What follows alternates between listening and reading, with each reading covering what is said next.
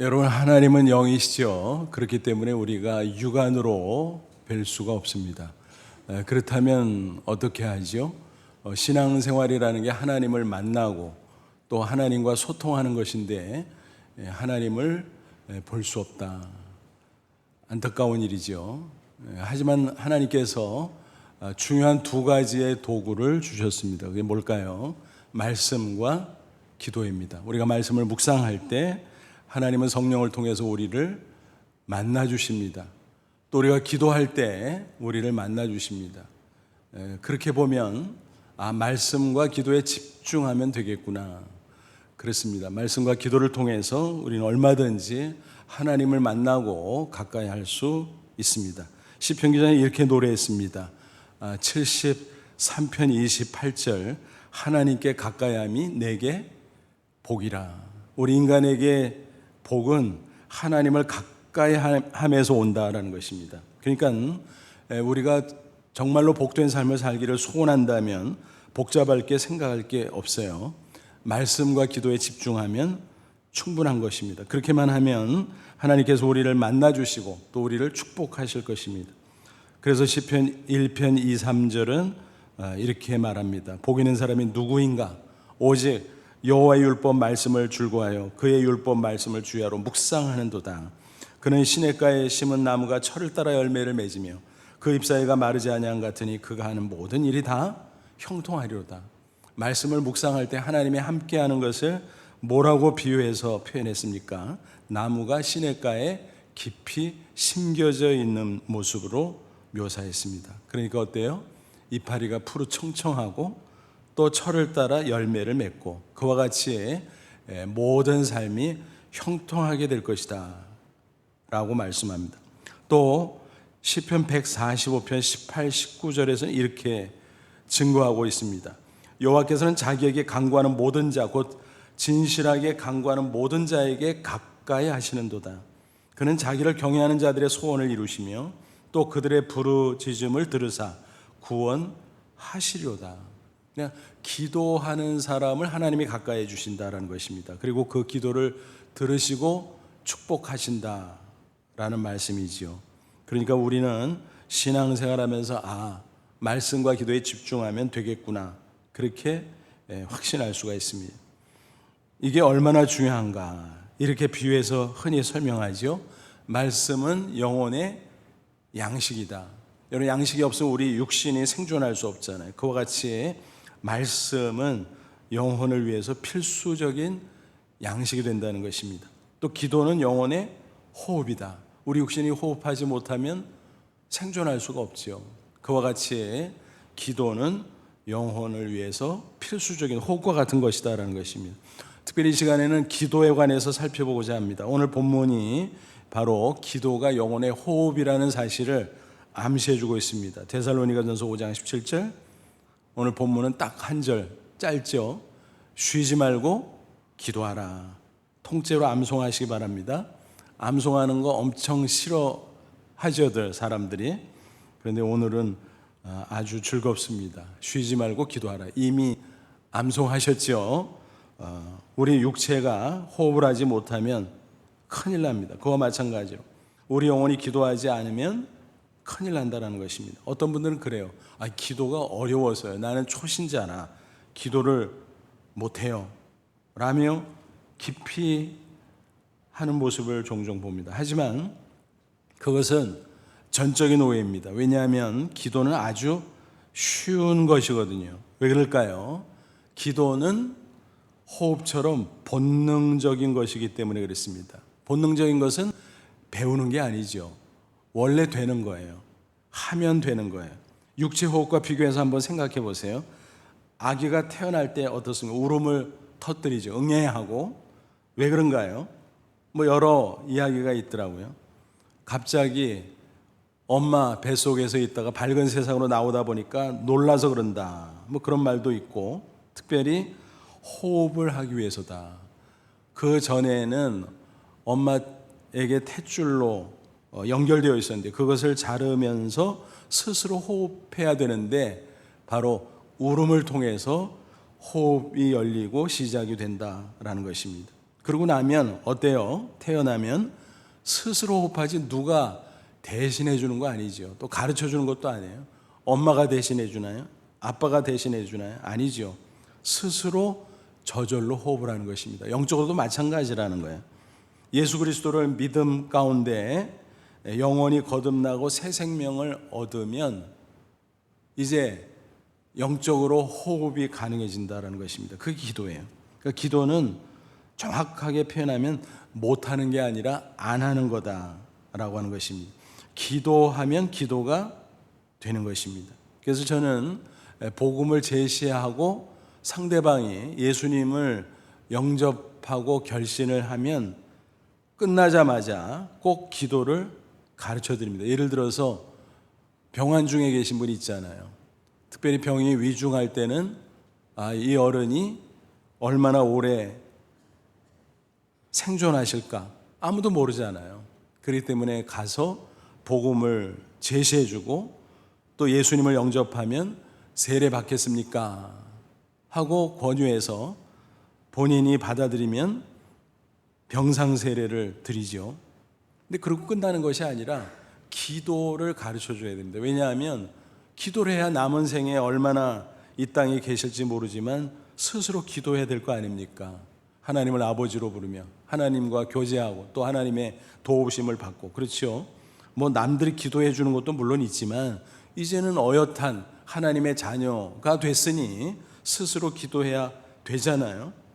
근데 간단하게 복음 제시해서 이제 방금 예수님을 믿고 세례받은 분이 어떻게 기도할까? 기도가 어려운데. 아니에요. 기도는 너무 쉬운 것이거든요. 이렇게 간단하게 가르쳐 드립니다. 앞에 사람이 있으면 이야기하실 수 있어요? 없어요? 있다고 당연히 대답하지요. 그렇게 내 앞에 있는 사람에게 이런저런 이야기를 서로 나누는 것처럼 하나님은 우리 육안에는 안 보이지만 우리 앞에도 계시고 옆에도 계시고 우리를 품고 계시고 우리와 함께 계세요. 그러니까 하나님이 내 앞에서 내가 이야기하면 들으신다라는 것을 믿으시고 하고 싶은 얘기 하나님 앞에 다 하세요. 그리고 맨 끝에다가 예수님의 이름으로 기도합니다. 아멘을 붙이시면 기도가 되는 거예요. 이렇게 가르쳐 드려요. 뭐 어려워요? 그렇잖아요. 왜 예수님의 이름으로 기도합니다를 붙이나요? 우리 인간은 죄인이기 때문에 하나님 앞에 나갈 수 없어요. 만날 수 없어요. 그런데 예수님이 나의 죄를 대신해 십자가에서 대속함으로 내가 예수님을 믿고 죄사함을 받잖아요. 그래서 예수님 덕분에 내가 하나님 앞에 나아가고 하나님을 아버지로 부를 수 있게 됐다는 거지요. 그러므로 내가 지금 쭉 이야기한 거는 다 예수님 덕분에 하나님께 말씀드립니다. 들어주세요 라는 거죠. 그럼 하나님이 알았어 하고 들어주는 거죠. 그리고 아멘은 뭐예요? 진실로라는 뜻이지요. 지금까지 쭉 이야기한 게 다 내 진심의 표현입니다. 하나님 받아주세요. 그런 거죠. 뭐 다 됐잖아요. 기도가 사실은 쉬운 겁니다. 영혼의 본능이기 때문에 하면 되는 거예요. 하면 되는 거예요. 그래서 하다 보면 잘 되는 거예요. 또 기도를 잘하는 것에 대한 오해들이 있어요. 막 유창하게 말을 하는, 그게 아닙니다. 영적으로 하나님과 만나고 소통하는 게 기도의 본질이기 때문에 진심으로 하나님과 소통할 수 있다면 말을 잘하든 못하든 상관없이 그것은 기도를 이미 잘하는 것이다 라고 하는 말입니다. 사도 바울은 오늘 본문에서 쉬지 말고 기도하라 그랬습니다. 그러면 어떻게 하면 쉬지 않고 기도할 수 있을까요? 설마 24시간 내내 잠도 자지 말고 밥도 먹지 말고 일도 하지 말고 내내 두 손 모으고 고개 숙여 하나님 앞에 잘 또박또박 기도하라, 그런 구체적인 형식을 갖춘 기도를 하라는 말씀은 아니겠죠. 당연히 아닙니다. 그렇다면 쉬지 말고 기도하라는 건 뭘까? 넓은 의미의 기도를 생각하면 좋습니다. 말로 표현하는 형식적 구체적 기도를 하기 전에 하나님의 임재 가운데 사는 삶 자체, 그게 기도다라고 하는 것입니다. 꼭 눈을 감고 하나님께 무언가를 말하는 것만 기도가 아니다라는 것입니다. 기도의 본질은 하나님을 만나고 영적으로 소통하는 것이라는 사실입니다. 따라서 언어로 소통하는 것 당연히 기도지만 그 이전에 마음으로 하나님과 소통하면 그것이 훌륭한 기도일 수 있다는 것입니다. 그런 점에서 하나님을 가까이하고 하나님의 임재 안에 살아가는 삶 자체가 넓은 의미의 기도다라는 사실을 꼭 기억하시기 바랍니다. 어느 농부가 이런 고백을 했어요. 잘 들어보세요. 나는 손으로 쟁기를 잡고 눈은 밭고랑을 보면서 농사일을 하지만 나의 마음은 항상 하나님께로 향하고 있습니다. 다시 한번 들어보세요. 나는 손으로 쟁기를 잡고 눈은 밭고랑을 보면서 농사일을 하지만 나의 마음은 항상 하나님을 향하고 있습니다. 무슨 뜻인지 이해가 되시죠? 내가 충분히 일할 수 있어요. 그런데 일하면서도 내 마음으로는 하나님을 향하고 있다면, 하나님과 끊임없이 이렇게 소통하고 있다면 그 일하는 순간도 나는 넓은 의미에서 기도하는 것이다. 그러니까 호흡처럼 기도하는 것이고 쉬지 않고 기도하는 것이고 그렇게 말할 수 있는 것입니다. 느헤미야의 예를 들면 좀 더 이해가 쉬울 듯 싶습니다. 그는 유대인 포로 출신으로 바벨론을 정복한 바사, 페르시아 제국의 고위 신하였어요.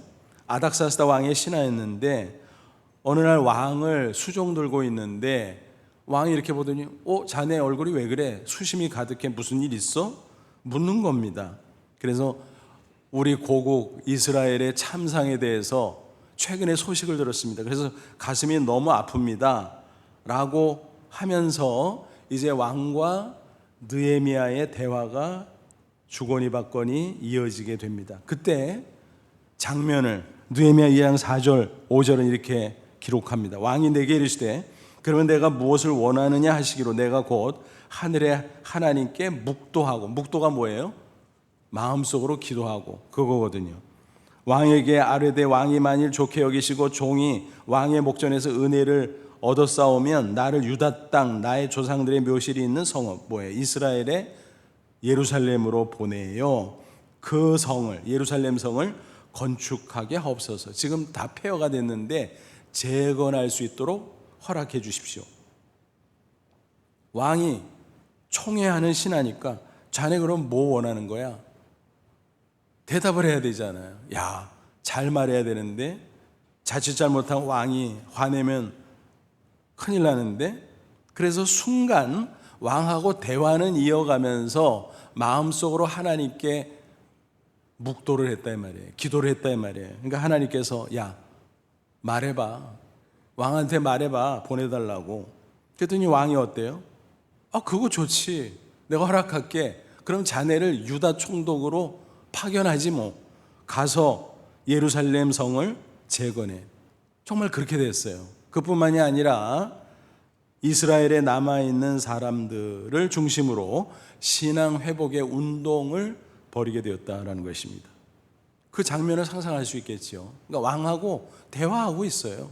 근데 마음속으로 하나님과 영적으로 소통하고 있어요. 그래서 하나님의 뜻을 캐치하고 그 뜻대로 대답을 하고, 그래서 그 놀라운 일을 이루게 되었다라는 거죠. 그러니까 이렇게 정리할 수 있어요. 느헤미야가 형식을 갖추고 말로 하는 구체적인 기도 생활을 했겠죠. 뭐 하루에 시간을 정해놓고 하고 또 어떤 기도 제목이 있으면 하고 그렇게 했겠죠. 그런데 그것을 포함해서 다른 시간에도 무엇을 하든지 항상 마음이 하나님께로 하고 하나님과 영적으로 소통했다라는 것입니다. 이렇게 하나님의 임재 안에서 사는 삶 자체, 그게 바로 넓은 의미의 기도다라고 하는 것입니다. 이런 모습으로 살아간다면 우리는 쉬지 않고 기도하는 사람인 것입니다. 또 성경의 예를 들어볼게요. 창세기 5장 보면 에녹이 나오죠. 하나님과 동행했다. 그게 무슨 뜻이겠습니까? 하나님과 함께 하는 거예요. 하나님의 임재 안에서 하나님과 교제하고 하나님의 뜻대로 살고, 그래서 말로 하는 형식적인 구체적 기도 생활도 있었겠지만 마음으로 늘 하나님과 소통하는 삶을 살았다 그런 뜻입니다. 이 동행하다라는 말이 히브리 원어로 할라크인데 무슨 뜻이라고요? 걷다. 그러니까 하나님과 함께 걷는 거예요. 어때요 그럼? 발을 맞추는 거잖아요. 즉 마음을 맞춘다는 거죠. 그게 바로 영적인 소통이고 넓은 의미의 기도다라는 것입니다.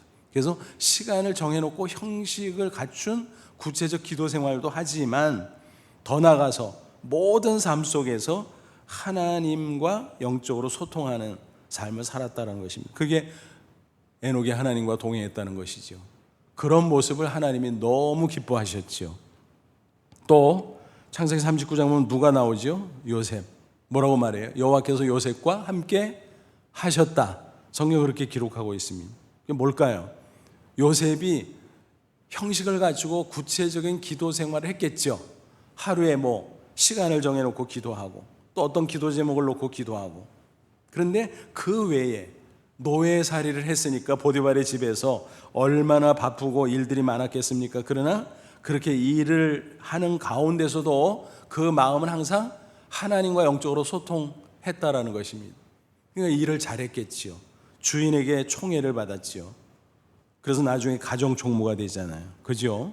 그러니까 이처럼 늘 마음으로 하나님과 소통하며 살아가는 삶 자체, 그것을 하나님의 임재 안에서 사는 삶, 그렇게 표현할 수 있는데 그게 바로 넓은 의미의 기도다라는 것입니다. 그러니까 그런 모습은 바로 호흡처럼 기도하는 것과 같다라는 거지요. 고아의 아버지 조지 뮬러 잘 아시죠? 그는 평생 5만 번의 기도응답을 받은 것으로 유명하죠. 그 정도로 대단한 기도의 사람입니다. 그는 복음 전파자로 영국과 또 아메리카 대륙을 누비면서 복음을 전했어요. 또 고아원 원장으로 많은 사역을 감당했습니다. 또 교육가로도 사역을 했어요. 수백 개가 넘는 고아원을 세우고 1만 명이 넘는 고아들을 양육했습니다. 또 100개가 넘는 학교를 설립하고 12만 명 이상의 학생들을 교육했다고 전해지고 있습니다. 그가 이처럼 놀라운 사역을 감당할 수 있었던 비결이 뭐라고요? 쉬지 않고 기도하는 삶 때문이었다는 것입니다. 그는 이런 고백을 남겼습니다. 나는 항상 기도의 영 가운데 살아갑니다. 걸을 때도 누울 때도 일어날 때도 기도합니다. 그러면 어느새 응답이 나에게로 다가옵니다. 다시 한번 들어보세요. 나는 항상 기도의 영 가운데 살아갑니다. 걸을 때도 누울 때도 일어날 때도 기도합니다. 그러면 어느새 응답이 나에게로 다가옵니다. 그러니까 무슨 일을 하든지 기도의 영, 즉 내 영혼이 하나님과 영적으로 소통한다는 거예요. 그러다 보면 하나님의 뜻이 하나하나 이루어지고 하나님의 응답이 나에게 나타난다라는 것입니다. 그러니까 형식을 갖추고 하는 구체적인 기도 이전에 모든 삶 속에서 하나님의 임재 속에 살아갔던 조지 뮬러의 삶을 우리가 상상할 수 있겠지요. 그게 바로 그의 승리의 비결이다라는 것입니다. 그러므로 저와 여러분도 이와 같이 무슨 일을 하든지 항상 하나님의 임재 가운데 살아갈 수 있기를 바랍니다. 그래서 하나님이 함께 해주시고 축복하시는 승리의 삶을 날마다 경험하시기를 주님의 이름으로 축원합니다. 그러면 이제 형식을 딱 갖추고 구체적인 기도 생활도 해야 될 텐데 과연 어떻게 해야 호흡처럼 쉬지 않고 기도하는 것이 될까? 24시간 쭉 형식을 가지고 기도하는 것은 아니라고 했으니까 그건 아니겠죠. 하지만 적어도 3가지의 모습으로 기도 생활을 계속 해 나갈 때 우리는 쉬지 않고 기도하는 사람이라고 말할 수 있을 것입니다. 그 3가지는 일상기도, 긴급기도, 그리고 특별기도인 것입니다. 첫째, 일상기도는 뭘까요? 매일의 생활 속에서 규칙적으로 시간을 정해놓고 실천하는 기도인 것입니다. 예수님께서 본을 보여주셨어요. 예수님은 이런저런 제목을 놓고도 기도하셨지만 매일의 삶 속에서 일상 기도를 하셨습니다. 마가복음 1장 35절 보면 새벽 아직도 밝기 전에 예수께서 일어나 나가 한적한 곳으로 가사 거기서 기도하시더니 그 앞을 보면 어떤 기록이 있냐 하면은 전날 많은 사람이 예수님의 소문을 듣고 몰려왔어요. 그래서 그들에게 말씀을 가르쳤고 또 그들 가운데 많은 병자들을 치유해 주셨고 예수님이 하나님의 아들도 육신을 갖고 있었으니까 상당히 피곤하셨을 거예요. 저녁 늦게까지 그렇게 하셨으니까. 그런데 어김없이 새벽 날이 밝기 이전에 조용한 장소를 찾아가서 홀로 기도하셨다. 성경 그렇게 기록하고 있습니다. 매일의 삶 속에서 예수님은 딱 기도 시간을 떼어놓고 어김없이 꾸준히 기도하셨구나. 여러분, 그게 바로 일상 기도인 것입니다. 모세도 그런 기도의 모델을 우리에게 보여주고 있어요. 출애굽기 33장 11절은 이렇게 기록합니다. 사람이 자기 친구와 이야기함과 같이 여호와께서는 모세와 대면하여 말씀하시며, 모세가 기도하는 모습을 보니까 친구끼리 서로 얼굴을 마주하고 얘기를 막 나누는 그와 같더라라는 거예요. 그러니까 얼마나 모세가 하나님과 친밀하게 기도를 했는가 알 수 있죠. 매일의 삶 속에서 딱 시간을 정해놓고 늘 기도하는 모세의 모습을 우리는 충분히 짐작해 볼 수가 있습니다. 많은 사람들이 기도를 떠올리면 의례 하나님께 요청하는 기도 제목이 있어야 한다고 생각합니다. 물론 그것도 중요한 기도지요. 그러다 보니까 무슨 일이 생기면 기도하고 아무 일도 없으면 기도 안 하고, 그러면 쉬지 않고 기도하는 게 아니잖아요. 한 번은 어느 성도가 갑자기 새벽 기도에 참석해, 평소에 안 나오시는 분인데, 근데 그 모습을 지켜본 다른 성도, 매일 새벽 기도를 나오는 그분이 물으셨어요. 목사님, 아무개 성도 그 집에 무슨 일 있어요? 무슨 일이 생겨서 새벽 기도 나온 줄로 생각을 한 거예요. 근데 알고 보니까 그건 아니고 그냥 내가 신앙생활 좀 열심히 해야 되겠다, 새벽 기도 해야지, 그러고 나왔다는 거예요. 특별한 문제는 없었지만. 그렇잖아요. 기도하고 싶어서 기도할 수 있잖아요. 마치 사람과의 관계 속에서 우리가 그러잖아요. 용건이 꼭 있어서 사람을 만날 수도 있지만 그러지 않고 특별히 가까운 사람, 친구랄지 애인이랄지 이런 사람과는 어때요? 그냥 만나는 경우가 더 많잖아요. 보고 싶어서, 이야기하고 싶어서. 그래서 만나면 1시간도 좋고 2시간도 좋고 시간 가는 줄 모르고 담소하고 그러잖아요. 여러분, 일상기도는 바로 그런 거예요. 기도 제목이 있든 없든 매일 시간을 정해놓고 하나님과 만나서 하나님과 이야기를 나누는 것입니다. 살아가는 이야기도 하고, 또 혹시 문제가 있으면 그것도 하나님께 아뢰고 요청하고, 또 감사할 게 있으면 감사의 말도 하고, 또 혹시 하나님 앞에 내가 실수하거나 잘못한 게 있으면 용서도 구하고, 무슨 이야기든지 할 수 있다라는 것입니다. 이와 같은 일상 기도를 계속 꾸준히 하다 보면 어떤 일들이 벌어질까요? 제일 먼저 영혼이 맑아져요. 마치 육체의 호흡을 할 때랑 비슷해요. 우리가 육신의 호흡을 할 때 어때요? 날숨, 들숨 있잖아요. 숨을 내쉴 때 뭐가 나가요? 내 속에 있는 나쁜 것들, 예를 들어서 이산화탄소 등등 이런 게 나가잖아요. 또 들숨, 숨을 들이쉴 때 산소를 우리가 마실 수 있잖아요. 그렇게 되면 육체가 건강해질 수 있는 거예요. 일상기도도 마찬가지예요. 우리 영혼을 위해서 죄를 회개하면 나쁜 게 다 나가는 거예요. 그리고 기도하다 보면 하나님으로부터 우리에게 은혜가 들어와요. 그러다 보면 영혼이 어때요? 맑아지죠. 영혼이 강건해지죠. 그래서 평안이 있고 기쁨이 있고, 그러다 보면 모든 삶에 좋은 영향이 있겠지요. 범사가 형통하고 육신도 강건해지고. 그게 요한 3서 2절 말씀 아닙니까? 사랑하는 자의 내 영혼이 잘된 같이 내가 범사에 잘되고 강건하기를 내가 간구하노라. 말씀을 계속 묵상해도 그렇지만 기도, 특별히 일상 기도를 꾸준히 실천하면 영혼이 잘되고 맑아지고, 그러면 범사도 잘되고 육신도 강건해진다라고 하는 것입니다. 그리고 그 중에서도 가장 중요한 것은 뭘까요? 예수님을 닮아가게 된다라는 것입니다. 사람끼리도 그렇잖아요. 자주 만나고 깊이 대화하다 보면, 사귀다 보면 어때요? 서로 닮죠. 일상기도가 그런 거예요. 늘 일상기도를 통해서 하나님을 만나고 하나님과 대화하고 교제하고, 그러다 보면 나도 모르게 하나님을 닮아가요. 예수님을 닮아가요. 날로. 그것을 우리는 성화라고 말하는 것입니다. 그래서 일상기도를 실천하는 것은 이렇게 너무너무 귀한 것입니다. 그러므로 저와 여러분도 하루 중에 길든 짧든 꼭 시간을 정해놓고 일상 기도를 실천할 수 있기를 바랍니다. 그래서 하나님과 더욱더 깊은 만남을 가지시고 친밀해지심으로 영육 간에 강건하고 범사에 형통한 삶을 사시기를 주님의 이름으로 축원합니다.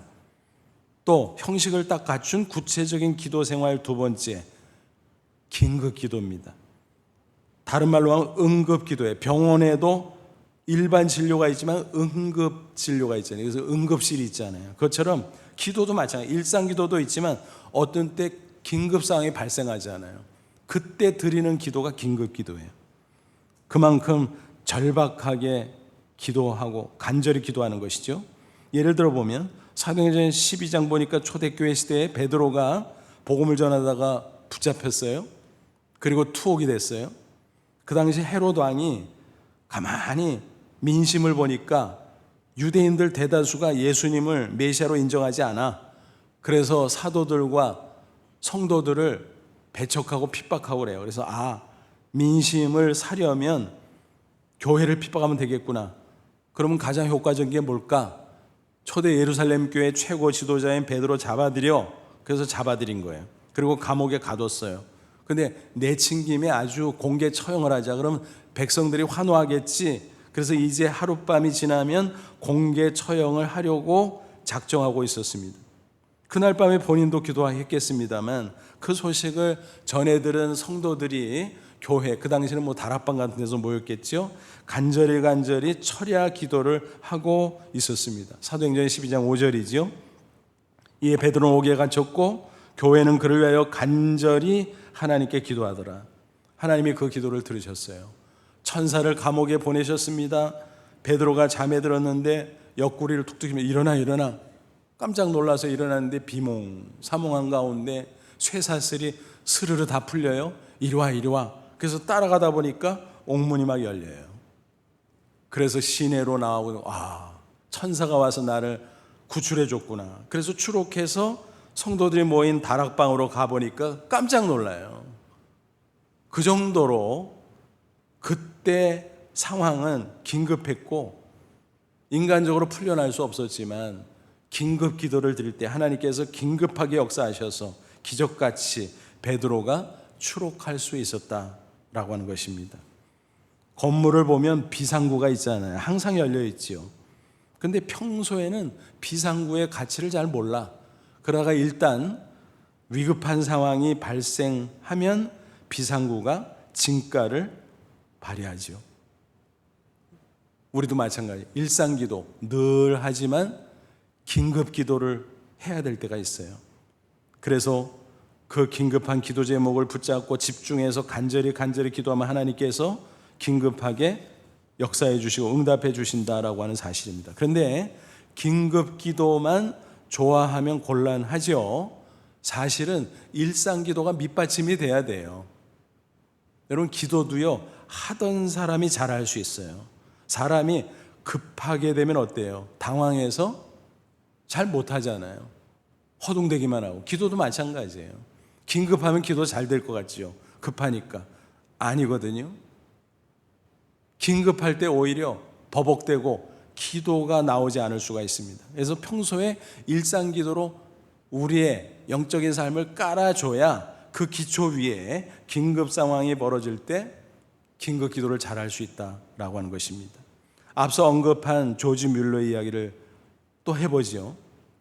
그는 기적 같은 기도 응답을 많이 경험했던 사람입니다. 그런데 일상 기도가 있었기 때문에 긴급 기도가 잘 됐고 놀라운 하나님의 역사를 체험할 수 있었습니다. 한 번은 이런 일이 있었어요.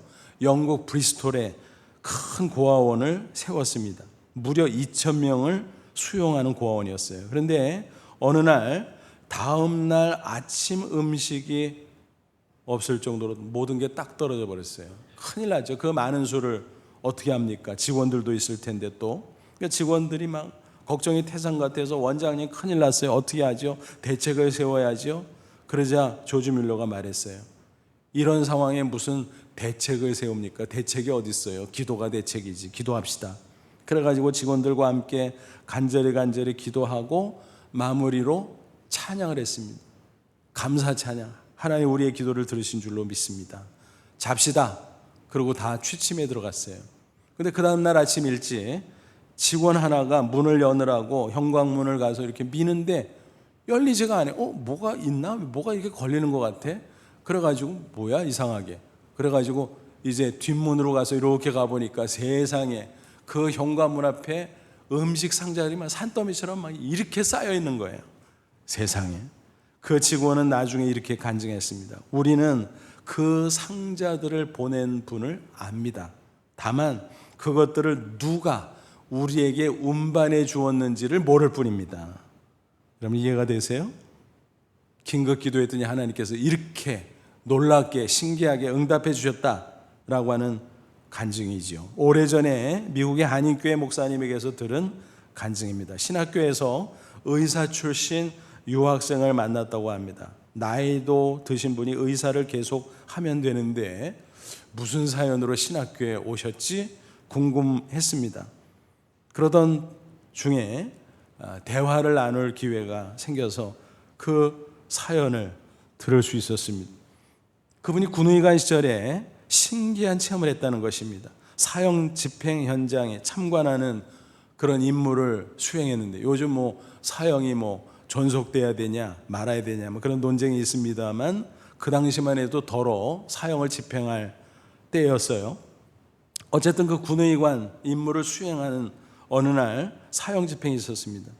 근데 군목도 같이 참관하면서 마지막으로 사형수에게 복음을 정성을 다해서 전했습니다. 집행 2시간 전이었습니다. 근데 얼마나 사람이 거친지 너무너무 완악하게 거부하는 거예요. 나중에는 귀찮다고 막 소리를 지르면서 하나님을 저주하기까지 했다라는 것입니다. 그 옆에서 지켜보면서 너무 그 영혼이 불쌍했어요. 야, 저 사람 어떻게 인생을 저렇게 살다가 저렇게 비참하게 사형당하는데 영혼까지 지옥 가면 어떡하나. 너무너무 불쌍했습니다. 그래서 옆에서 간절히 기도했어요. 얼마나 열심히 기도했는지 겨울철이었는데 외투에 땀이 흠뻑 젖을 정도로 그렇게 간절히 기도했습니다. 근데 놀라운 기적 같은 일이 벌어졌습니다. 사형수가 얼굴이 펴지더니 마음을 엽니다. 복음을 받아들입니다. 나중에는 군목이 세례를 받겠습니까? 하니까 고개를 끄덕이고 세례까지 받았습니다. 놀라운 일이죠. 이제 사형이 집행되고 숨이 끊어졌습니다. 근데 이제 군의관이 최종 사망을 확인해야 되잖아요. 그래서 다가가서 가슴에 손을 딱 얹어놓는 순간 신비한 체험을 했습니다. 하늘에서 빛이 비추입니다. 그리고 하나님의 음성이 들려서 이는 내 사랑하는 아들이다. 그리고 거룩한 손길이 나타나 그 영혼을 하늘로 쭉 데리고 올라가는 것이었습니다. 환상이죠, 물론. 너무너무 신비로운 일이었습니다. 그 충격으로 인해서 그 군의관은 3일 동안 식음을 전폐했다고 하는 거예요. 근데 아무리 생각하고 또 생각하고 또 생각해도 그것은 헛개비도 아니고 착각도 아니고 분명히 본 것이었습니다. 환상일지 모르지만 분명히 본 거예요. 그래서 내가 믿기는 했지만 이렇게 생생하게 천국이 있고 인간 영혼이 구원받는다는 것이 이런 것이구나. 예수 복음이 이렇게 놀라운 것이구나 하고 그는 그때부터 복음을 전하자. 그래서 죽어가는 노숙자들을 찾아다니고 또 병자들을 찾아다니면서 복음을 전하고 또 치료를 해주고 그랬다는 것입니다. 그렇게 열심히 사는데 나중에 아무래도 내가 복음 전도에 전념해야 되겠다 싶어서 신학교를 찾아오게 되었다라는 이야기였습니다. 놀랍죠, 여러분? 그렇습니다. 긴급할 때 당황하지 않고 포기하지 않고 간절히 기도할 수 있길 바랍니다. 그러면 하나님께서 긴급하게 놀랍게 역사해 주실 줄로 믿습니다. 그런데 유의사항이 있다고 그랬죠. 평소에 일상 기도를 꾸준히 할 때 긴급 기도를 잘할 수 있다라는 것입니다. 혹시 인생 살다 위급한 상황을 만날 때가 있다면 담대하게 긴급 기도를 드리시기 바랍니다. 그래서 하나님의 놀라운 역사를 체험하고 승리하는 저와 여러분 되시기를 축원합니다. 세 번째, 구체적인 기도 생활, 특별 기도입니다. 우리에게 특별한 기도 제목이 생길 때가 있잖아요. 그럴 때 확신을 가지고 담대하게 기도하면 하나님께서 응답해 주십니다. 야고보 5장 13절에 여러분 이런 말씀이 있어요. 너희 중에 고난당하는 자가 있느냐 그는 기도할 것이요 줄구하는 자가 있느냐 그는 찬송할지니라. 너희 중에 병든 자가 있느냐 그는 교회 장로들, 오늘날 목회자와 장로들 통칭입니다. 청할 것이요 그들은 주의 이름으로 기름을 바르며 성령을 의미한다는 신학자도 있고, 또 어떤 사람은 그 당시 민간요법이었다. 그래서 기도할 때 그런 의학적인 것도 병행할 수 있다, 뭐 이렇게 해석하기도 합니다. 어쨌든 그를 위하여 기도할지니라. 믿음의 기도는 병든 자를 구원하리니 주께서 그를 일으키시리라. 혹시 죄를 범하였을 때 사하심을 받으리라. 그러므로 너희 죄를 서로 고백하며 병 낫기를 위하여 서로 기도하라. 의인의 간구는 역사하는 힘이 큼이니라 그랬습니다. 확신을 가지고 담대하게 기도하면 응답해 주신다는 것입니다. 그러면서 성경 인물 가운데 엘리야를 예로 들었습니다. 야고보 5장 17, 18절 엘리야는 우리와 성정이 같은 사람이로되 그가 비가 오지 않기를 간절히 기도한즉 3년 6개월 동안 땅에 비가 오지 아니하고 다시 기도하니 하늘이 비를 주고 땅이 열매를 맺었느니라. 엘리야나 우리나 똑같은 사람이다라는 거예요. 엘리야가 뭐 별난 사람 아니라는 거예요. 또 엘리야가 기도했는데 그 기도를 들으시는 하나님, 그때 하나님, 오늘의 하나님 동일하다라는 거예요. 그러므로 확신을 가지고 어떤 특별한 제목이 있을 때 기도하면 하나님이 들으시고 응답해 주신다라고 하는 것입니다. 이게 바로 특별 기도입니다. 그러므로 어떤 기도 제목이 있든지 하나님께 나아가 기도할 수 있기를 바랍니다. 이런 말이 있어요. 기도 안 해도 될 만큼 작은 문제도 없고 기도해서 안 될 만큼 큰 문제도 없다. 다시 한번 들으시고 음미해 보세요. 기도 안 해도 될 만큼 작은 문제도 없고 기도해서 안 될 만큼 큰 문제도 없다. 무슨 문제든 기도 제목 삼고 기도하라는 것입니다. 그러면 하나님께서 반드시 응답해 주실 줄로 믿습니다. 어떤 분이 이런 질문을 했어요. 어떻게 하면 기도 응답을 받을 수 있나요? 나는 기도해도 응답이 잘 안 되는 것 같아서 어떻게 하면 될까요? 믿음으로 기도해야죠. 확신을 가지고. 또 간절히 기도해야지요. 다 맞는 말입니다. 그런데 한 가지 결정적인 비결이 있습니다. 그게 뭘까요? 응답 받을 때까지 끝까지 기도하는 것입니다. 뿌리를 뽑으라는 것입니다. 갈라디아서 6장 9절 우리가 선을 행하다 낙심하지 말지니 포기하지 않으면 때가 이름에 거두리라. 선한 일 중에 기도가 대표적인 거 아니겠습니까? 기도할 때 낙심하지 마. 계속 기도하라. 그럼 하나님의 때가 언제인지 모르지만 그때 하나님이 응답하시고 역사해 주신다라고 하는 것입니다. 우리가 기도하는 제목이 하나님의 뜻에 불합당하면 하나님이 안 된다고 우리에게 확신을 주세요. 그것도 응답이지요. 거절의 응답. 또 어떤 때는 야 그거보다 딴 게 좋아 라고 대안을 제시해 주실 때도 있어요. 이렇게 확실하게 하나님이 그런 사인을 보여주시지 않으면 계속 기도하는 겁니다. 하나님의 뜻에 합당하다고 싶으면 계속 끝까지. 그러면 하나님의 때 하나님께서 역사해 주실 줄로 믿습니다. 앞서 말씀드린 조지 뮬러의 또 한 가지 기도 응답이 생각이 납니다. 그가 평생 기도했는데 한 가지 응답이 안 된 가운데 그가 인생을 마감하게 됐습니다. 그가 소천했고 그의 장례식이 열렸는데 한 친구가 찾아왔어요. 그 친구는 어릴 적 조지 뮬러의 친구로서 조지 뮬러는 그를 위해서 무려 52년 동안 계속 기도를 했었습니다. 그 친구 회개하고 예수 믿고 구원받게 해주세요. 그런데 그렇게 완고하게 예수님을 거부하고 믿지 않는 상태였습니다. 그런데 소식을 듣고 찾아온 거지요. 문상하느라고. 가족들이 알아보고 아유 자네 왔어. 우리 조지 뮬러가 자네를 얼마나 찾았는지 알아? 조지 뮬러가 자네를 위해서 오랜 세월 기도했어. 그 이야기를 듣고 큰 감동을 받았습니다. 그리고 눈물로 회개하고 예수님을 영접하게 되었다는 것입니다. 그 후 그는 각지를 다니면서 이렇게 간증했다고 합니다. 제가 바로 조지 뮬러의 마지막 기도 응답입니다. 그렇습니다. 하나님의 뜻에 합당한 기도라면 언젠가는, 심지어는 사후에라도 하나님이 응답한다는 사실을 꼭 믿으시기 바랍니다. 저는 그런 사례를 여러 번 봤어요. 어떤 분은 눈물 흘리면서 그런 고백을 했어요. 어머님이 그렇게 평생 기도하고 예수 믿으라고 권유했지만 자신이 불순종했다는 거예요. 근데 어머님이 천국 가고 나서 한참 지나서 이런저런 일을 겪으면서 회개하고 예수님을 믿게 됐어요. 어머니 살아생전에 내가 예수 믿었으면 어머니가 얼마나 좋아하셨을까. 그런 이야기를 하면서 눈물을 흘리는 모습을 본 적이 있습니다. 뭐 비슷한 사례들이 얼마나 많은지 몰라요. 그것처럼 하나님의 뜻대로 기도하면 그 특별한 기도의 제목 하나님께서 반드시 이루어 주신다는 사실을 꼭 믿으시기를 바랍니다. 여러분, 기도는 영적 본능이에요. 호흡처럼 하면 되는 것입니다. 혹시 나는 기도할 줄 몰라서 기도 못하겠어. 아니에요. 기도하면 되는 것입니다. 실천이기 때문에 하다 보면 잘 되는 것입니다. 유창하게 못해도 마음으로 하나님과 소통할 수 있다면 충분히 잘하는 기도가 되는 것입니다. 또 쉬지 말고 기도하라 명령형이잖아요. 부모가 자식에게 밥 먹어라 명령형이죠. 공부해라 명령형이죠.